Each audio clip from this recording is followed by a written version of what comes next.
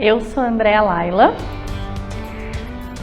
sou apaixonada por dança, mas a dança apareceu realmente na minha vida de uns 2 anos pra cá, né? Sou mãe de 2 filhos, tenho um de 19 anos, uma pequena de 6 anos, e é isso, essa sou eu. Meu nome é Guilherme, eu tenho 24 anos e eu convivo com a depressão em mais da metade da minha vida, desde os 12 anos. Antes dos 12. Bom, fui diagnosticado com 12, né? Mas há quanto tempo eu tinha? Não sei. Eu sou Leandro, tenho 31 anos, sou casado e quase freestyle.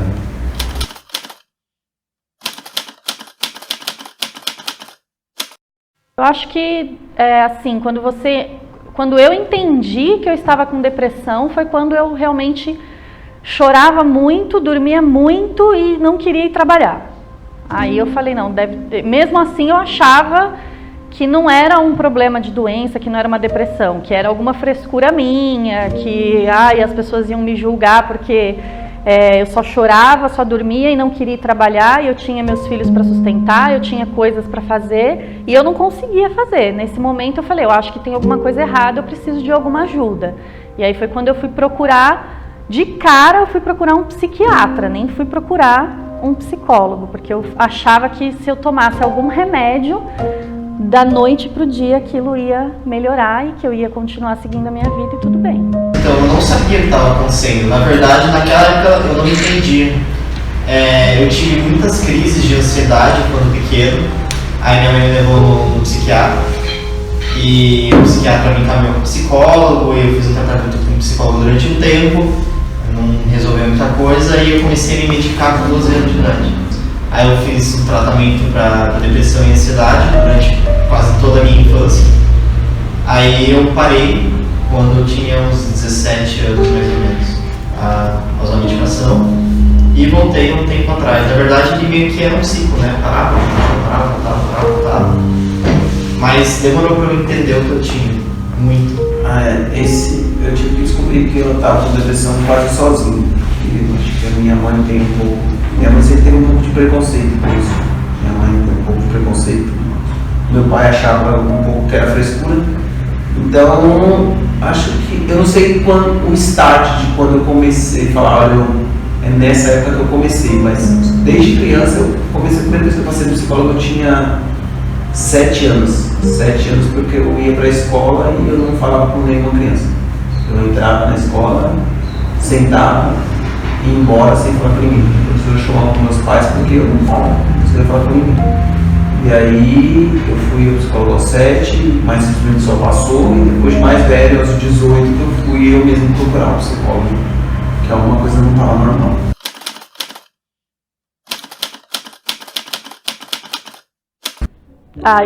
Eu tinha me separado de um casamento de 10 anos, onde eu casei muito nova, casei com 15 anos e me separei com 25. Tinha um filho de 7, eu era totalmente dependente emocionalmente do meu ex-marido.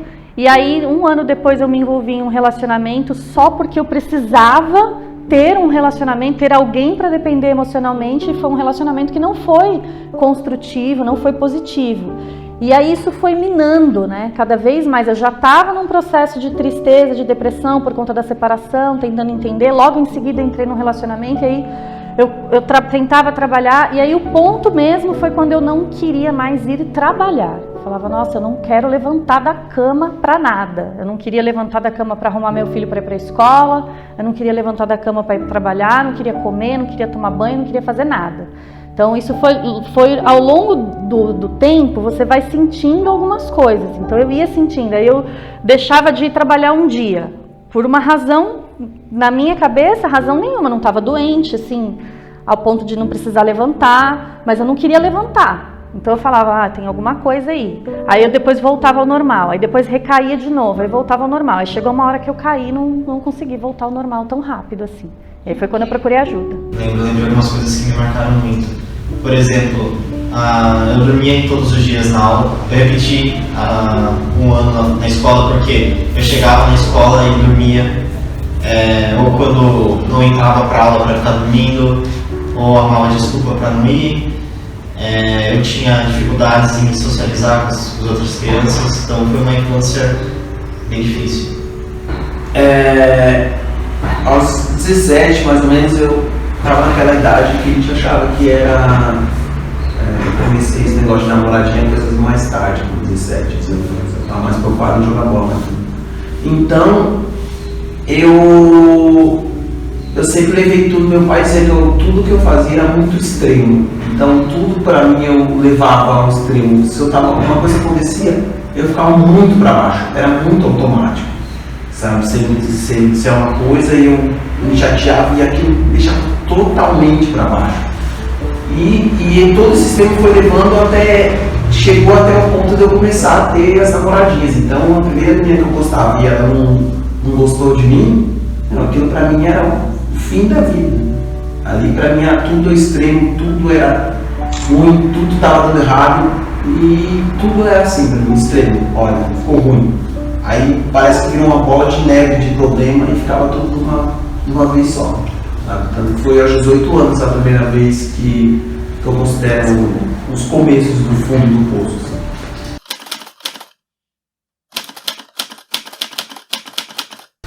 Eu dormia muito, eu cheguei um ápice assim quando eu estava muito ruim mesmo, que eu dormi durante uns 15 dias direto, assim.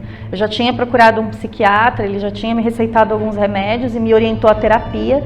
Eu encontrei uma psicóloga também, e aí eu estava fazendo terapia com ela, que na época foi muito bom, assim, ela me ajudou muito.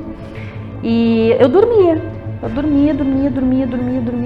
eu não tomava banho, eu não levantava, estava um calor, eu lembro, assim, era verão. Eu fechava tudo, o quarto, tudo fechado, coberto aqui até a orelha, assim, com a mesma roupa o tempo todo. Às vezes a minha mãe entrava, eu comia, mas assim, era só às vezes para não morrer de inanição, eu acho. Mas não me hidratava e não tomava banho. E aí eu tinha, nesses 15 dias, assim, eu lembro que eu tinha consulta na psicóloga 3 vezes por semana. Porque eu estava no auge, assim, né, da depressão. Eu chorava muito, dormia muito. Tava meio pirada, já não sabia mais que dia era, se era de dia, de noite, de manhã. Então, do jeito que eu tava de manhã, eu acordava, ou não lembro a hora que era a consulta, eu ia pra terapia, sem tomar banho, suada, assim, era horrível.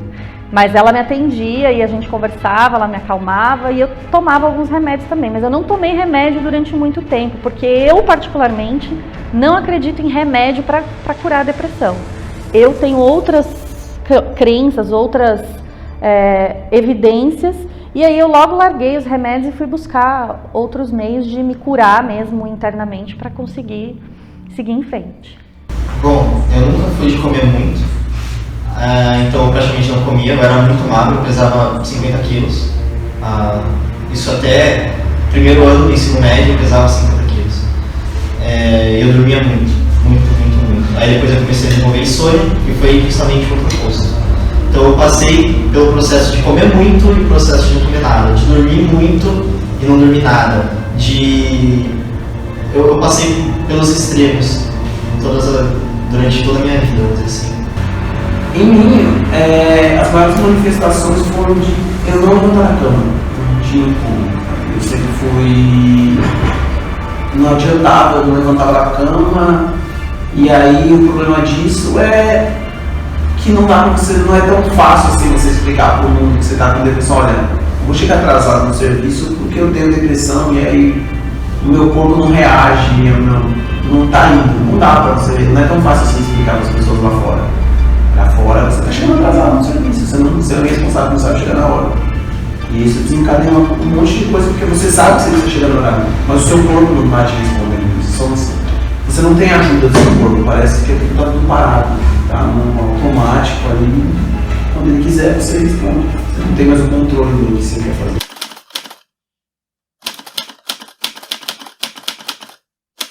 O meu fundo do poço, eu tive 3. O primeiro foi quando eu estava frequentando de ano na escola, mas naquela época eu não entendi o que era.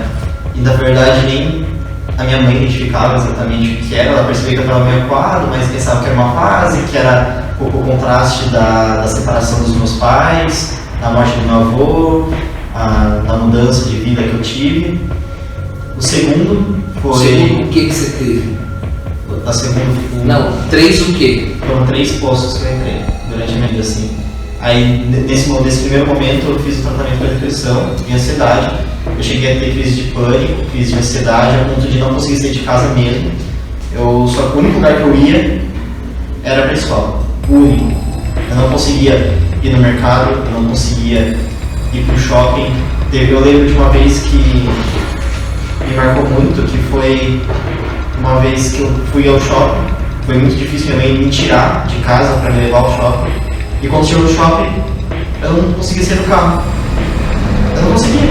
Eu simplesmente fiquei no carro. Minha mãe tinha que comprar algumas coisas no shopping. Eu falei, não vou sair do carro. Eu lembro que era um sábado muito bonito de sol, era um verão. Era um sábado bonito de sol, era um verão. E estava muito quente naquele dia. Era aquele dia perfeito que criança adora. Mas eu fiquei trancado no carro porque eu não conseguia sair do carro. Minha mãe ficou desesperada, porque ela não sabia mais o que fazer. Imagina a mãe olhando pro filho daquela forma e falando, mano, eu não sei mais o que fazer na minha vida, eu não sei mais o que posso fazer com você. E aquele dia foi muito marcante porque eu vi minha mãe chorando porque eu não conseguia sair do carro. Eu comecei a ter crises de pânico. E essas crises se alastraram mais porque eu estava vendo o desespero da minha mãe e eu não conseguia fazer nada. Eu só via o sofrimento dela, via que o meu sofrimento e não sabia o que estava acontecendo. Esse foi no mesmo período que eu repeti de ano. Meu segundo posto foi quando eu perdi meu emprego, justamente por isso. Eu não tinha mais ânimo para trabalhar, eu me atrasava para ir para o trabalho. Eu estava fazendo o que eu amava. E mesmo assim eu não conseguia fazer. Eu perdi meu emprego, meu relacionamento que eu tinha na época começou a ruir a partir daquele momento. E o meu terceiro posto, que foi o que me tirou dele, foi mais ou menos 1 ano atrás, que foi quando eu morei em Portugal e eu voltei para o Brasil. Então quando eu voltei para o Brasil, eu não tinha mais meus amigos que eu tinha aqui, porque eu fiquei um pouco distante. Eu não tinha mais a minha namorada que eu tinha até aquele momento. Eu não tinha mais aquela vida perfeita que eu levava enquanto eu morava em outro país. E aquilo me ruiu muito. Só que eu também não percebi. Eu achava que eu era forte o suficiente para vencer aquilo sozinho.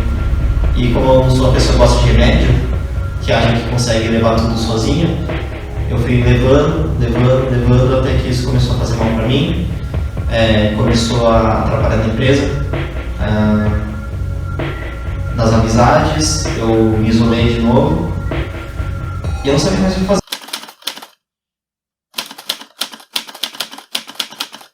Eu pensava, puta que bosta, eu já tentei de tudo, tô tentando de tudo, eu ia no parque meditar, eu ia fazer isso, fazer aquilo, tentava de tudo e eu não conseguia vencer aquele monstro que estava me comendo vivo. E aí eu pensava, mano, se eu morrer eu não passo por isso. Mas pelo menos eu consegui ainda ter a força de pensar diferente, mas desde que a pessoa começou a ver esse vídeo, já parou para pensar quantas pessoas cometeram suicídio nesses poucos minutos? Eu tenho 2 pontos críticos. Aos 18 anos eu escrevi uma carta suicida. Eu escrevi uma carta, eu já estava pronto para desistir de tudo. E aí eu acho que só não tive a coragem. Eu escrevi a carta, eu fui caminhando até uma ponte, falei, chega, não tem mais o que fazer. Eu escrevi a carta, pus na mesa e, cara, pra mim não dava mais. E eu só não tive a coragem de pular dali. Mas eu fui até lá, eu andei até lá, eu olhei para baixo. Eu cheguei a segunda e chega. Foi a primeira vez e o ano passado foi a segunda. Eu fiquei separado muito tempo. De novo, tudo muito extremo. E aí um dia eu cheguei em casa, só tô fazendo merda, minha vida tá tudo errado. E eu já tinha começado a tomar remédio, eu olhei pro lado e tava um monte de remédio, não só os meus, como os todos que tinha em casa. E eu só olhei e falei, se eu tomar tudo isso, acaba logo. Não vou ter mais o que me preocupar. Já tem tudo isso na cabeça, é só eu tomar tudo isso aqui que tá do lado e acabou. pronto, acaba tudo que precisa, não vou dar mais trabalho para ninguém. E de novo, ainda bem que alguma coisa não deixou eu fazer isso. Aos 18 anos eu ainda tinha minha família formada, mas agora aos 30 eu já não tinha mais. Eu não tinha nenhum homem de exemplo. Eu já não tinha meu avô, que era um dos meus melhores amigos. Eu perdi meu pai. Então, aquilo eu falei, fazendo o que aqui? Eu vou embora, vou encontrar eles. Que assim isso acaba. Não fica dando trabalho para as pessoas. E você não teve coragem de ter coragem. De novo essa frase volta. Eu não tive. E o que você acha que foi determinante para você não ter essa coragem, de ter a coragem de finalizar a tua vida? Eu acho que eu tenho muito, a Nina falar isso sobre mim, eu acho que eu tenho muito da minha pessoa de querer cuidar de todo mundo. Muitas vezes o psicólogo está falando isso, às vezes nem sempre é bom, porque a gente às vezes não esquece de cuidar da gente. Mas o que não deixou eu fazer as coisas é que eu tenho a minha irmã e a minha mãe. Sabe? Por mais que elas tenham a vida delas, agora eu tenho minha esposa, por mais que elas tenham a vida delas, eu sempre sou muito de querer cuidar de todo mundo. Eu não posso ir. Preciso cuidar da minha mãe, preciso cuidar da minha irmã, preciso cuidar da minha esposa, preciso cuidar da minha avó. Então eu sou muito. Eu não posso deixar as pessoas. Eu falei assim, ó, o que mais me dava força, na época eu tinha só o meu filho, né, o Thiago. E ele tinha, na época, sei lá, 10 anos. E ele era o que me dava força. Ele era o que eu olhava e falava, não, por ele eu preciso melhorar. Por ele eu preciso continuar. Eu não posso deixar ele largado, ele sozinho, embora ele tivesse ficado algum tempo sem a minha atenção, né, devida, que eu deveria ter dado. Mas ele era o meu ponto de equilíbrio. E aí chegou o momento que eu falei, não, eu preciso melhorar. E aí eu comecei a buscar outros tipos de ajudas alternativas, fora a terapia mesmo com a psicóloga. E a medicação? E medicação eu já tinha mesmo, falei, não quero mais tomar esses remédios. Não fazia efeito, na verdade, pra mim, né? Eu tomava e eu não sentia nada de diferente. Então eu falei, pra que eu vou ficar tomando? Porque eu esperava que realmente tomar o remédio ia me ajudar, eu ia sentir algo diferente. E não, eu ficava do mesmo jeito e falava, pra que eu vou ficar tomando isso? Então eu não me orgulhava de tomar remédio, não gosto nem de tomar dipirona quando eu tenho dor de cabeça, não quis. Aí eu larguei mesmo, continuei as consultas com a terapia. E assim, o momento da virada, eu lembro que eu fiquei afastada pelo INSS por depressão do trabalho. Então eu fiquei um período bem grande, assim, recebendo pelo INSS, fui afastada mesmo pela psiquiatra, fiz todo o tratamento mais psicoterápico do que com remédios, e depois eu fui melhorando, aí você vai de volta, né, como é que chama? Perícia, você vai fazer de novo, e aí o médico lá da perícia entendeu que eu estava melhor. Mas eu não queria continuar fazendo o trabalho que eu fazia na época, então eu entrei logo em um acordo com a empresa, saí, fiquei um tempo, voltei para a faculdade, voltei a estudar, fiquei um tempo lá pensando o que eu ia fazer. E depois, assim, meio que sem perceber, com a ajuda dos amigos, com um pouco mais de proximidade com a minha família, com o meu filho, eu fui melhorando. Eu acho que essa é uma das grandes certezas que eu tenho na vida, é isso. Que quando eu nunca tinha feito até aquele momento algo que eu realmente quisesse fazer, algo que fosse relevante para mim, algo que importasse. E aí isso contribuiu, acho que muito mais do que a separação, do que os relacionamentos, a dependência que eu tinha emocional, era muito mais por não ter um propósito na minha vida, uma razão para fazer alguma coisa do que qualquer outra coisa. Então isso para mim é muito claro.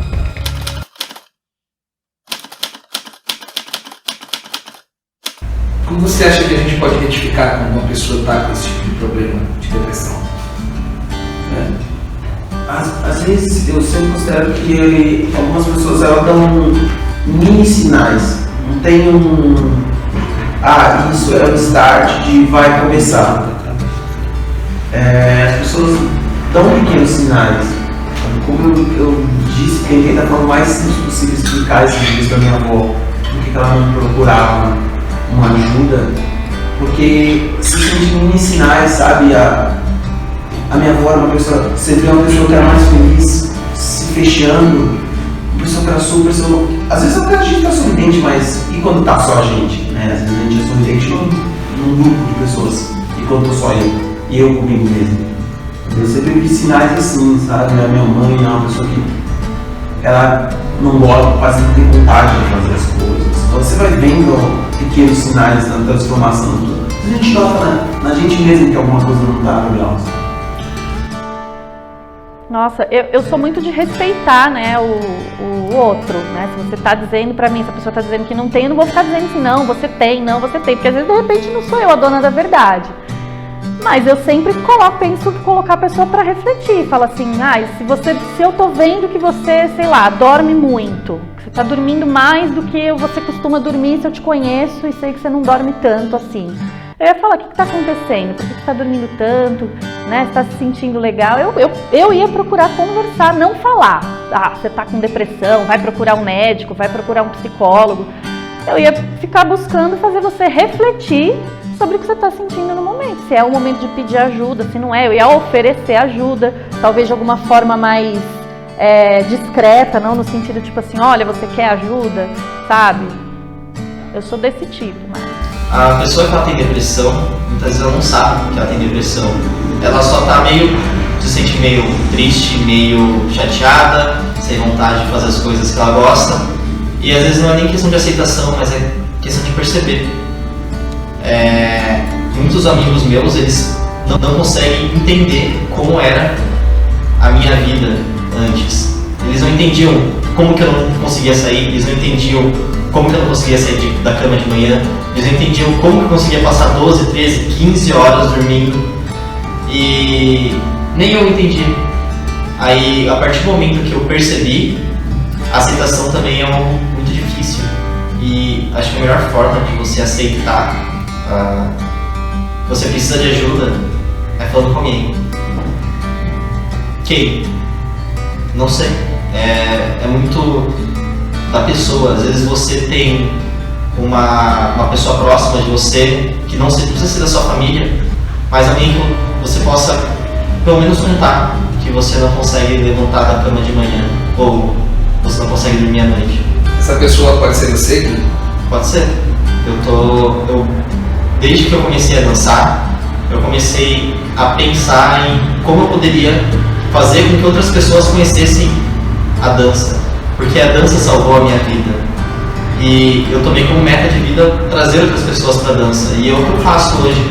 Então, por mais que eu não seja professor, eu danço há pouco tempo, eu sempre tento trazer o sentimento que eu tenho na dança para outras pessoas, eu sempre tento ajudar outras pessoas, porque alguém fez isso por mim. Então, se eu desistisse de uma pessoa que está procurando ajuda hoje, é como se eu estivesse desistindo de mim no passado.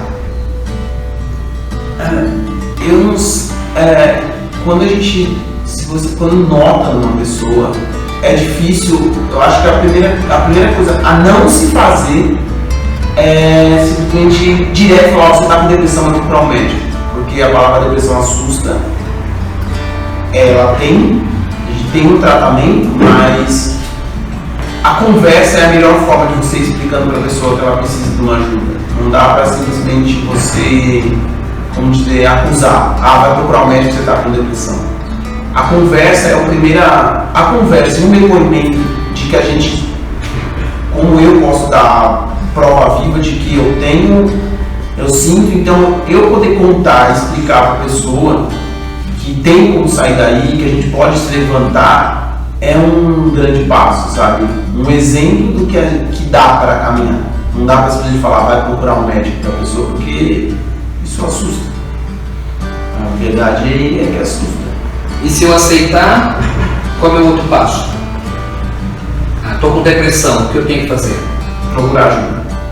Seja ela, se o primeiro passo para como você se sente mais à vontade a primeira vez, for para o psicólogo, procure um especialista. Se não tem coragem de primeira direto com o psicólogo, se tem alguém da família, um amigo que você tem coragem de falar, procurar ajuda. sozinho. Isso é uma doença que eu acho que de todas as doenças que tem, é a doença que a gente, uma das doenças que a gente mais precisa de ajuda. Às vezes falar, às vezes conseguir soltar, sabe? Soltar já faz uma diferença enorme dentro da gente, né? Gigantesca a diferença que faz.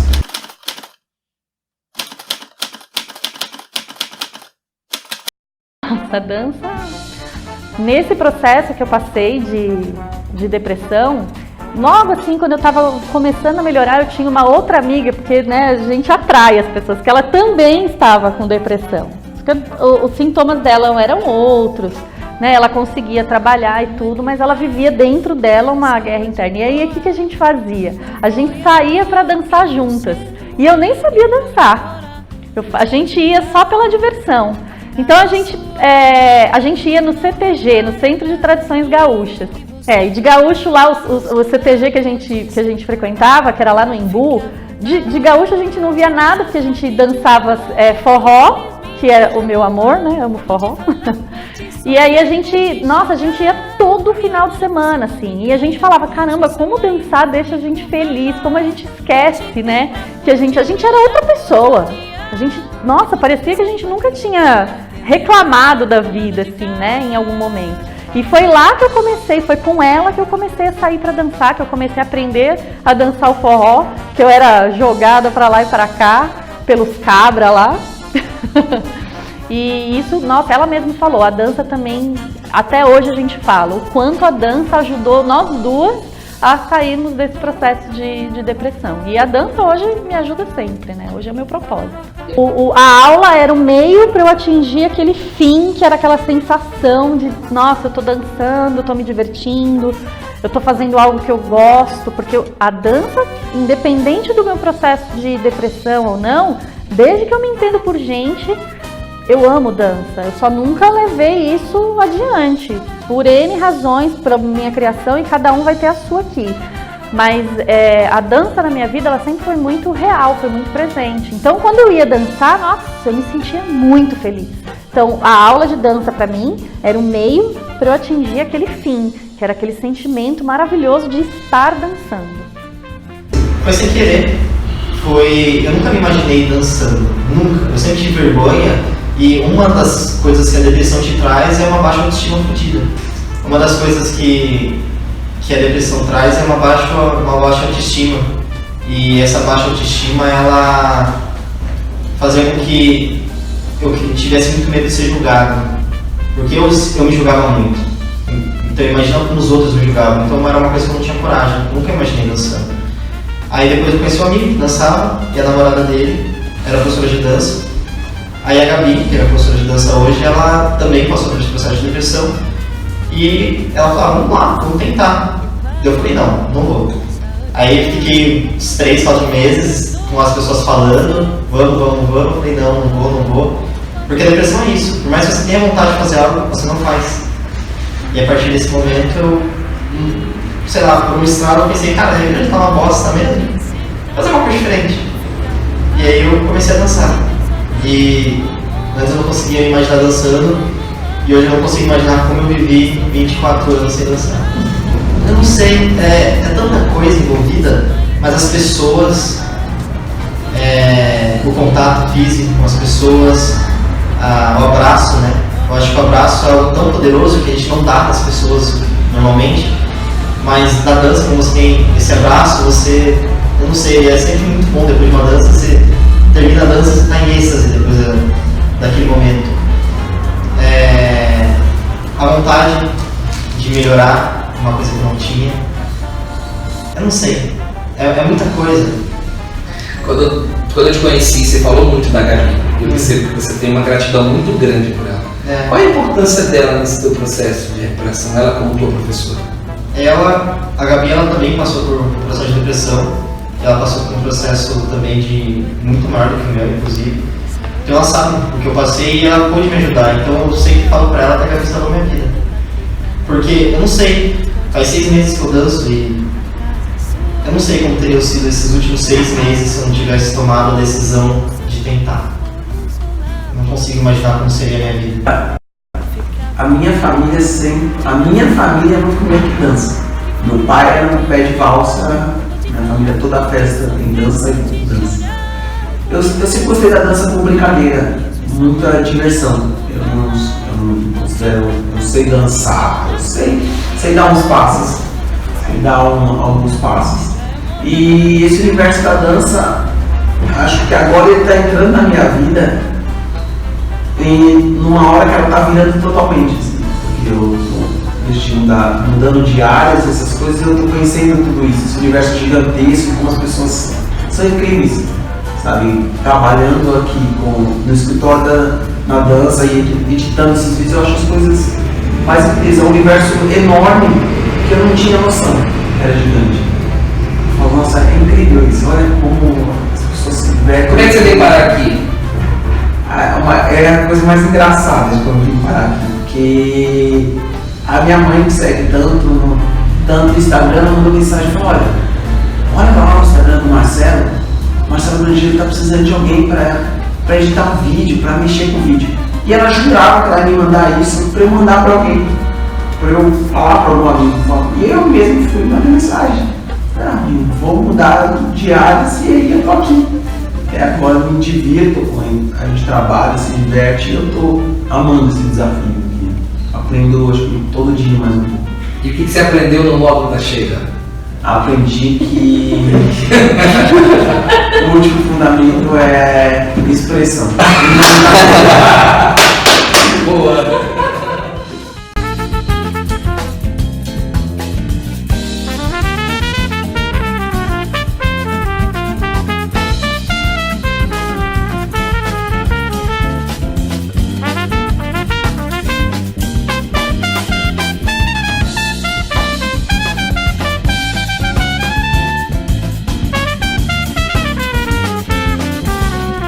Como é que vai?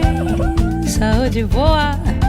Não foi à toa que você mudou daqui pra melhorar. Mas pode entrar, a casa é sua. E não repare a casa humilde que você trocou por um solar. Pode sentar, fica à vontade. Te deu saudade de um amor que felizmente já não há. Pode falar, pode sofrer, pode chorar.